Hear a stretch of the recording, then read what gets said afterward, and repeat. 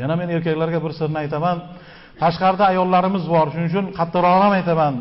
Opalarimiz ham eshitsinlar.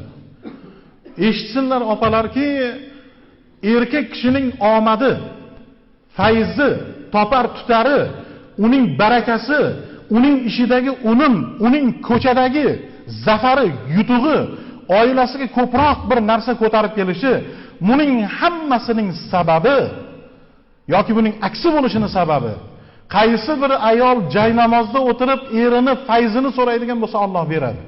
Ana shuni sababidan o'sha ichi yurishmayotgan oilalar yoki munosib hurmat ko'rmayotgan ayollar shuni yaxshi bilmog'i kerak.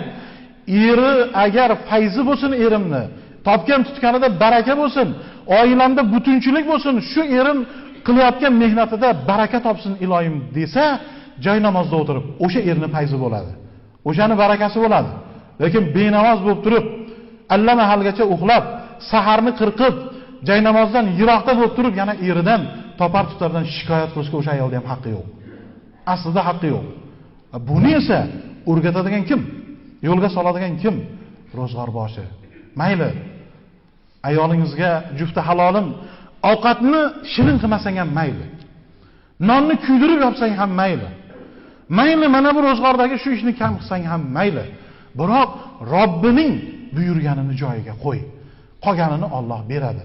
Desak, uncha-muncha kamchiliklardan ko'z yumsak, namoziga sharoit qilib bersak, ibodatiga sharoit qilib bersak, o'sha uyda fayz bo'ladi.